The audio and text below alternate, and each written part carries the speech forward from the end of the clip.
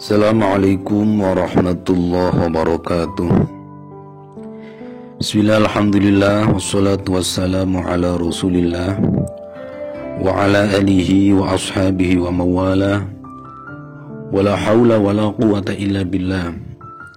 Asyhadu an la ilaha illallah wahdahu la syarikalah, wa asyhadu anna muhammadan abduhu wa rasuluhu la nabiyya ba'dah. Allahumma salli wa sallim ala sayyidina Muhammad wa ala alihi wa ashabi ajma'in. Subhanaka la ilma lana illa ma 'allamtana innaka antal alimul hakim.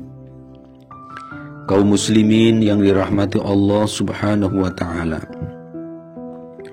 manusia memang makhluk yang paling sempurna sekaligus unik. Manusia berbeda dari malaikat, berbeda pula dari setan.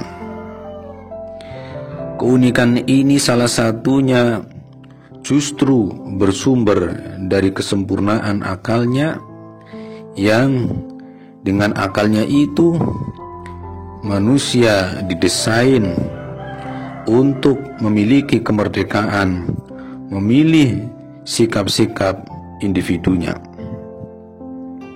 Maka bagi manusia, kesempurnaan akal budi ini seperti pedang bermata dua. Ia bisa mengangkat derajat setinggi-tingginya atau menghempaskannya serendah-rendahnya. Sebagai perbandingan, ada makhluk yang namanya malaikat, makhluk Allah yang paling taat, tapi ketaatannya disebabkan takdir penciptaannya yang memang begitu adanya. Malaikat makhluk yang statis, yang diistilahkan dengan la ya'sunallaha ma amaruhum, tidak pernah membangkang Allah Subhanahu wa ta'ala dalam setiap hal yang Allah perintahkan kepada malaikat. Karena malaikat didesain untuk selalu taat, maka tak pernah diriwayatkan ada malaikat yang berbuat maksiat. Bahkan tidak ada ceritanya malaikat berdinamika dalam tugasnya. Setidaknya sejauh ini itu yang kita bisa fahami. Di sisi lain ada makhluk Allah yang bernama iblis dan setan. Keduanya divonis sebagai calon penghuni neraka. Karenanya, lepas dari perbedaan persepsi masalah apakah setan itu makhluk atau sifat, cerita tentang iblis dan setan ini selalu berkaitan dengan pengingkaran demi pengingkaran. Nah, di antara keduanya ada yang disebut dengan makhluk Allah, manusia. Makhluk yang hadir dengan segala atribut kesempurnaannya. Kesempurnaan hati, kesempurnaan akal, dan kesempurnaan fisik. Karenanya secara kolektif manusia diserai sebagai pemimpin di muka bumi ini, atau khalifatullah fil ard.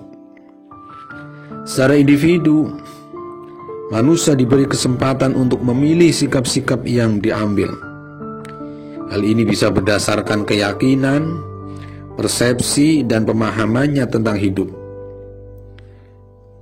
Makanya manusia bisa melesat jauh pada sisi kebaikan, melebihi prestasi ketaatan para malaikat, dan bisa juga terhempas pada sisi keburukan, beradu buruk dengan iblis dan setan. Hal ini seperti yang difahami dari firman Allah, fa'alhamaha fujuraha wa taqwaha qad aflaha man zakkaha wa qad khaba man dassaha. maka Allah mengilhamkan kepada jiwa itu jalan kefasikan dan ketakwaannya. Sesungguhnya beruntunglah orang yang mensucikan jiwa, dan sesungguhnya merugilah orang yang mengotorinya.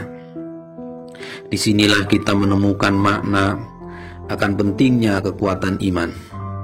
Sebab dengan iman itu manusia bisa berhubungan dengan Allah Subhanahu wa Ta'ala sebagai Sang Pencipta, Sang Maha Pemberi ilham.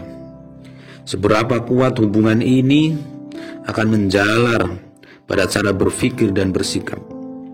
Ketika kekuatan iman mendominasi, maka hawa nafsu setan akan menjauh.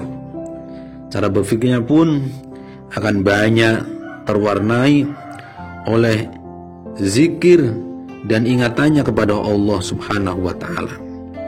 Dan ekspresi ujungnya adalah perilaku yang terpuji serta akhlak mulia. Namun sebaliknya, saat energi iman menipis, maka syahwat yang akan dominan. Pikirannya pun terkontaminasi dan terarah pada keburukan. Maka akibatnya perilakunya ada yang error dan akhlaknya pun menjadi buruk juga. Maka yang mesti diupayakan adalah bagaimana manusia menyadari kesempurnaan ini. Betapa zalimnya manusia jika tidak memanfaatkan kesempurnaan ini untuk melepaskan dan melesatkan derajat setinggi-tingginya di sisi Allah Subhanahu wa Ta'ala. Karena sekedar tidak memaksimalkan saja sudah dianggap suatu pelecehan, apalagi jika sampai mengarahkannya pada perbuatan-perbuatan yang nista, perbuatan yang melanggar aturan Allah Subhanahu wa Ta'ala. Bayangkan seorang diberi sejumlah uang untuk bersedekah, mengurungkan sedekah saja merupakan pelanggaran, apalagi sampai menggunakannya untuk perkara yang dilarang. Maka betapa itu merupakan perbuatan dosa yang bertingkat, yang dipadu penghinaan berlipat, dan merupakan kezaliman yang teramat sangat.